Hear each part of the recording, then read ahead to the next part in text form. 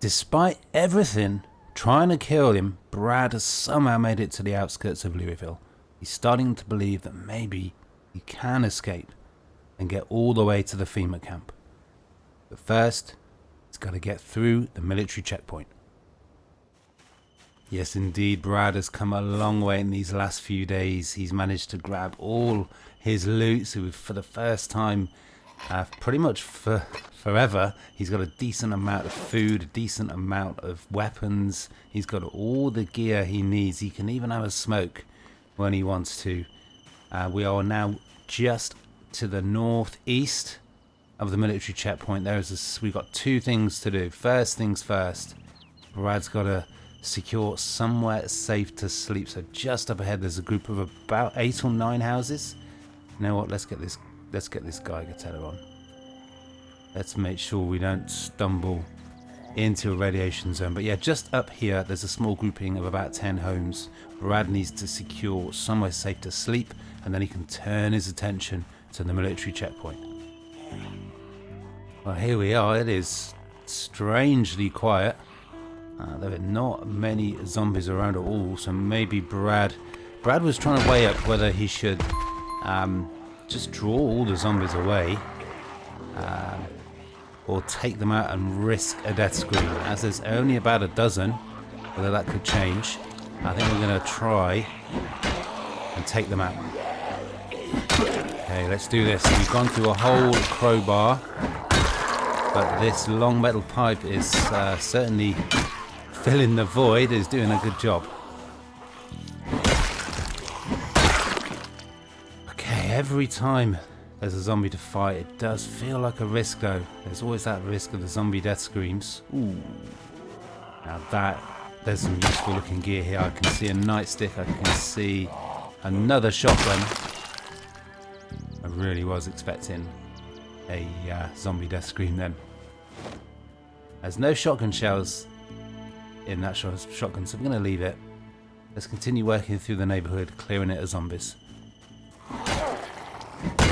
Okay, well, as you can see, the bodies are absolutely piling up. Brad really is making short work of them. There we go. You just see it time and time again. Brad is, he's becoming an expert at killing zombies. The amount of knockdowns he gets on the first hit and then finishing them off on the floor, incredible. Brad is looking off into the distance, and it actually looks pretty quiet. That could actually be it. Barely a dozen or so zombies. He's cleared out the area before breakfast time. Okay, well, just when you think the job is done though, there's always another zombie. There's another group here, just 4. Although that could change any moment. There's definitely a couple of zombies inside the houses, but once the area is clear... Ooh, that's another hazmat suit. Once the area is clear, we're going to start looting through all of the homes. Okay, the zombies... I can hear them breaking out of the houses, so we need to definitely keep our eyes peeled for behind. But Brad's got this.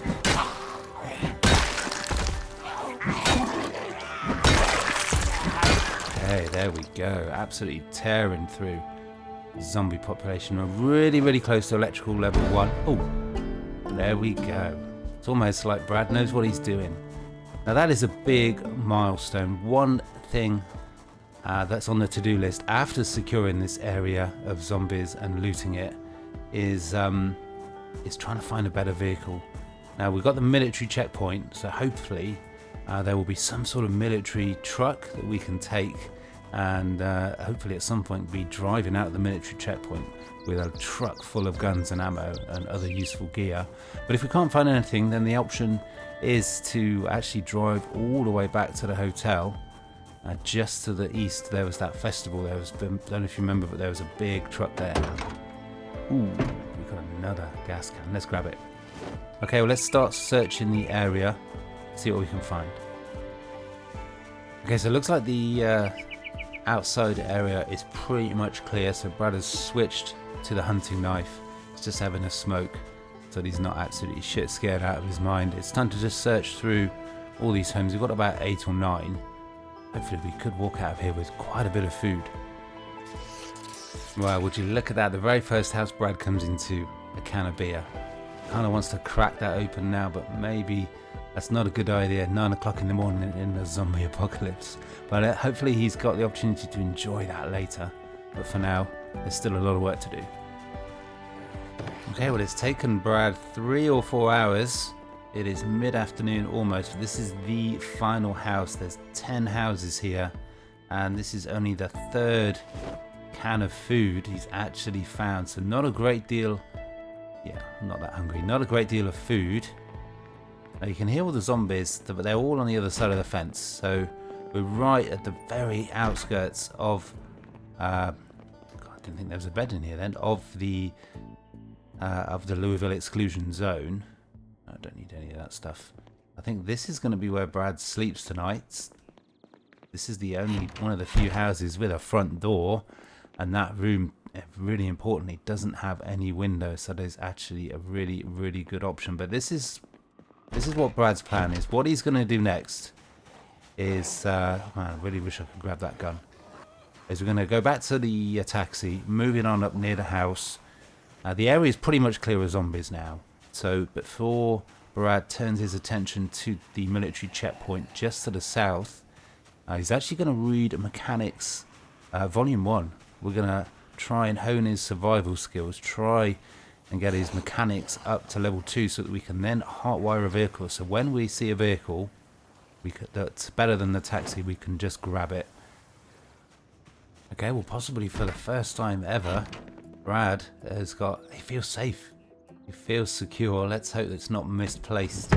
We're going to spend the rest of the day just chilling at base here in his tiny, tiny windowless bedroom. We're going to read Mechanics Volume 1. It is somewhere. There it is.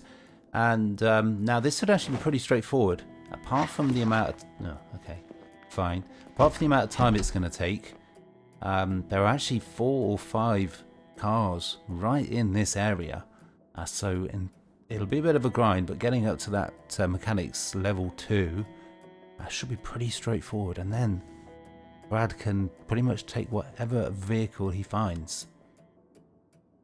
Okay, well, Brad has been reading all about beginner's mechanics all afternoon. It is now too dark to read. The poor guy is absolutely exhausted. He's very tired. Just need to actually blunder outside in the dark, grab a few bits of food. But let's get Brad to sleep. We're going to finish reading that book in the morning. Then we're going to get to work, grinding that mechanics XP. Okay, well, as always, a zombie pretty much comes out of nowhere. Fortunately, it is just one. But Brad, although he's absolutely knackered, should be able to eventually take care of it. And no zombie death screen. That's what I was really worried about. Okay, let's get some food and let's get back inside. Okay, 8:30 in the morning. Brad has had a most excellent sleep. He's had quite a lie-in.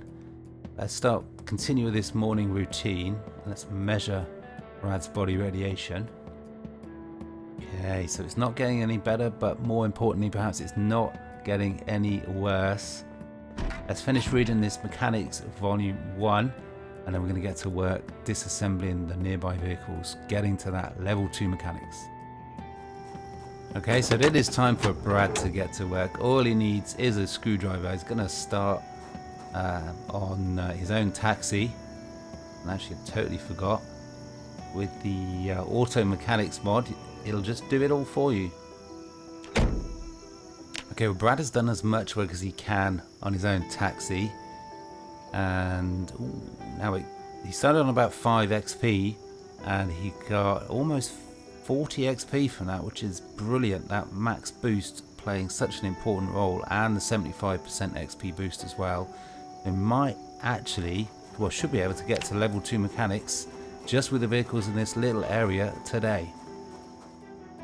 Brad's moved on to the next vehicle. He's done all the mechanics on this one as well, even though it is pretty much a complete wreck. We're going to actually do the smart thing as well. Remove the batteries and dismantle them. Remove the radios, I should say, and dismantle them for the batteries. Can't have too many batteries. Could be the difference between life and death for Brad. There we are. Beautiful, beautiful bit of timing. Mechanics level 2. I mean, that is probably the easiest it's ever felt. This train mechanics mod. Yeah, I gotta recommend it. It is amazing, especially if you're not sure what you can and can't disassemble. Now that gives Brad the option to hotwire any vehicle he chooses. He's making amazing progress. Now he's got to turn his attention to the military checkpoint. Okay, well, just before Brad goes into what could be a really tricky situation, he's just stocking up on his food, and we're going to grab all of the really fatty foods like the canned fruit cocktail, the corned beef. That is something that Brad is still underweight, so it's still a work in progress. Okay, so here we are. This is Brad's first foray into the military checkpoint. We haven't gone this far south before, so we're getting that Geiger teller on. We are ready for... that is brilliant. This zombie's got a crowbar. That is amazing. Let's grab that. But we are ready for that ever-present threat of radiation. I'd be really unlucky if this whole military checkpoint is a radiation zone, because that's really going to get in the way of Brad's hopes of looting an absolute truckload of guns and ammo. Now, there's a couple of ways we could do this.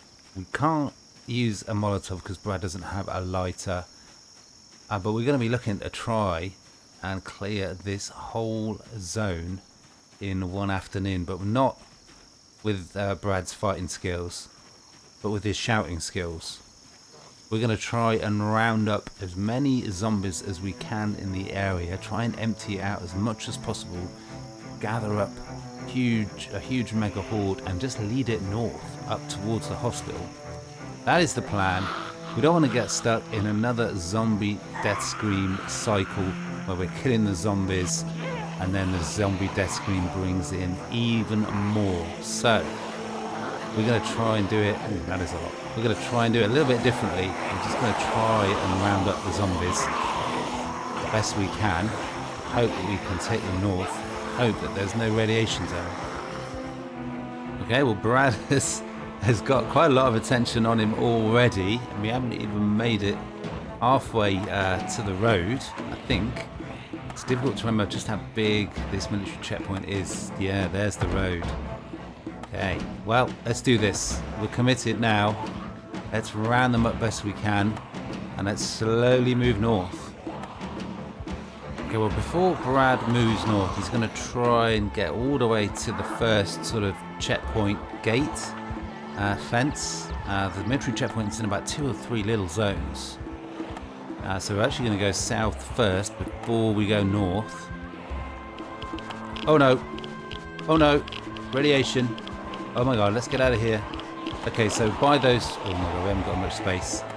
Oh, I hope Brad didn't get too much radiation. God damn it, radiation zone. Right on the military checkpoint, right where all the goodies are, all the loot is... Man, that is unlucky. God damn it. Okay, well, Brad is going to stick with the plan best he can. I don't know what we're going to do, how we're going to get through the military checkpoint. There's fences, there's gates, there's going to be zombies. There could be blocked with crashed cars.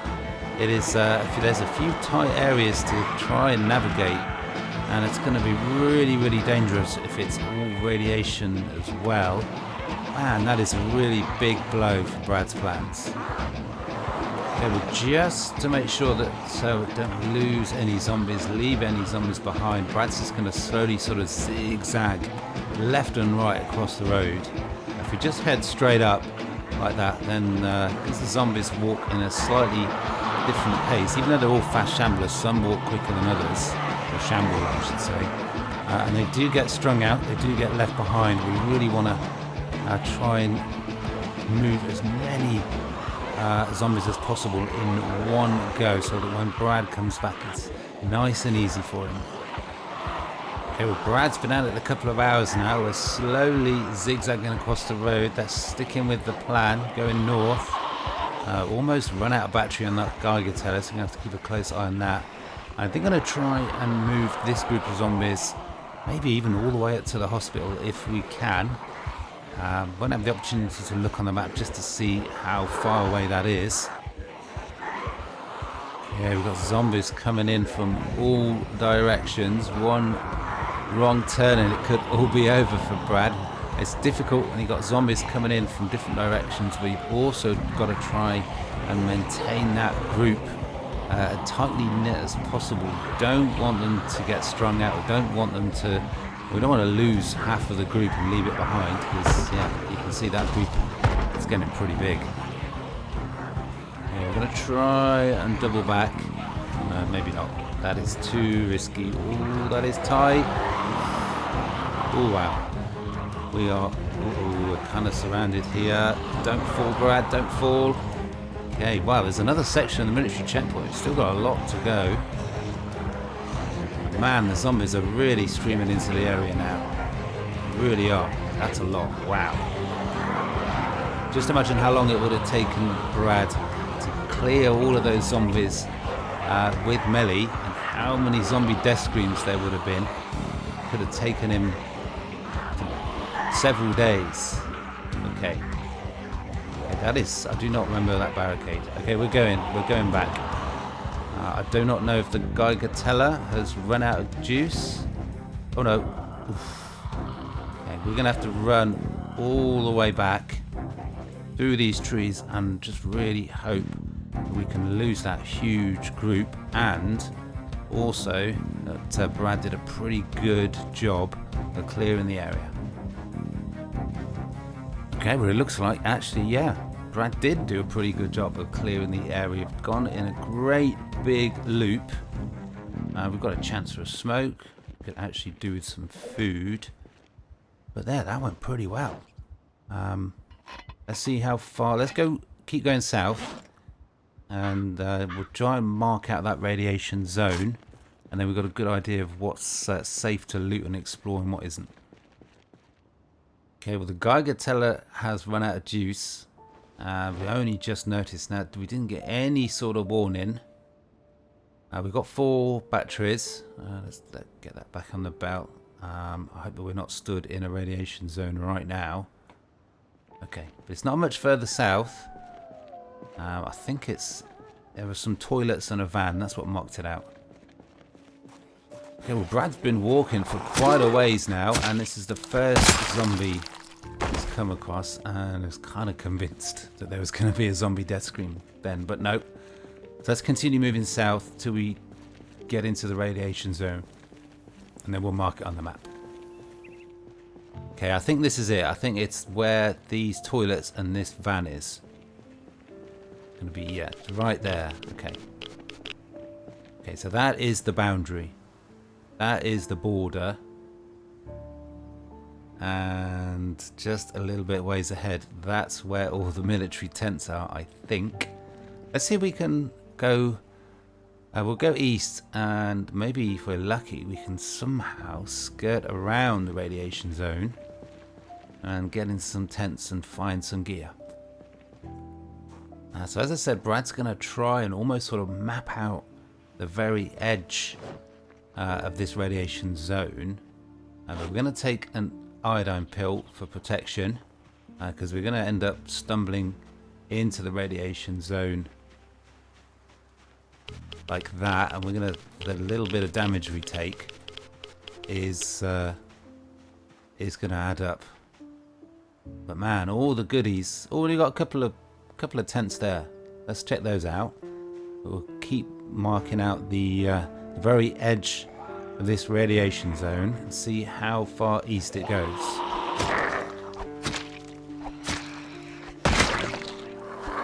Okay, well, somewhat inevitably, Brad is going to run into a few isolated, small, hopefully nothing more than small groups of zombies. So we took the iodine pill at about 7 o'clock. It does have some shells, so we'll grab it. No, let's just take the shells out. hopefully we don't get any more death screams. But what I was saying, the iodine protection, it's 5 hours of protection. Got a couple of shells on that. We took it about 7 o'clock, so we got all evening to try and map out this area best we can. Okay, well the radiation zone, somewhat predictably, goes all the way to the fence that could go east many, many miles. So let's head back. We've still got 3 or 4 hours. Let's head back to the main road and we'll push west and see if there's a way to get around the edge of the radiation zone in that direction. Okay, we're back on the road. I'm just measuring Brad's radiation exposure, see how much it's gone up. Ooh. Actually still continuing to go down. Hopefully eventually at some point Brad will be completely cured, as long as he can evade these radiation zones. But there's quite a long ways to the west there, so we're going to try and just feel out the edges of this radiation zone. I'm expecting it to go all the way to the river, but there's only one way to find out. Okay, well we're just trying to skirt along the edge of the radiation zone. But those negative moodles are really stacking up, so Brad really needs to be careful here. When you've got that many negative moodles, even a small group of 4 zombies can be a threat. That tiredness, that drowsiness does kind of mean it takes about twice as many hits to take down the zombies. To take down the zombies, Brad will. Brad is just skirting along the edge. Doesn't want to really go through those dense trees. Okay, so the radiation zone goes all the way across probably. Let's just mark that on the map. So Brad's hope of looting this area has been dashed, and he needs to have a complete rethink of what he's going to do next. Well, you know what? I think Brad is done for today. Let's make our way back to that little residential area. But while we got the chance, let's check out these 2 tents. It looks like we're going to have to try our first little bit of combat with a hazmat suit. Brad's been putting it off because it makes you 30% slower, that's quite a lot. But it looks like we're not going to have any choice if we want to get into the military checkpoint proper and loot it and get some gear and look out for a military vehicle as well. It's going to be tough. Just when it felt like Brad's luck, everything was going his way, it kind of felt. He's going to have a complete rethink. Let's just grab a battery. Once we've got this battery, we've got back to 4 spare batteries. Oh man, night really has fallen. It has got really dark really quickly. I've got to try and navigate our way back through this forest, but that is Brad done for today. The iodine protection is wearing off, but this area is safe. I was fortunate that the area that Brad drove to, that he was hoping to clear out and make safe and make a safe house, very fortunate ultimately that was not a radiation zone. Well, Brad has made it back safe and sound, and it is very off-putting having those zombies right there. We've done a quick search around the perimeter of the house. There's no new zombies in the area, so Brad is safe. Let's get some water. Well, what will Brad do next? He's got a lot of thinking to do, a lot of decisions to make. The path ahead is just not clear at all. But that is going to be something that we're going to save for the next episode. That is all for today.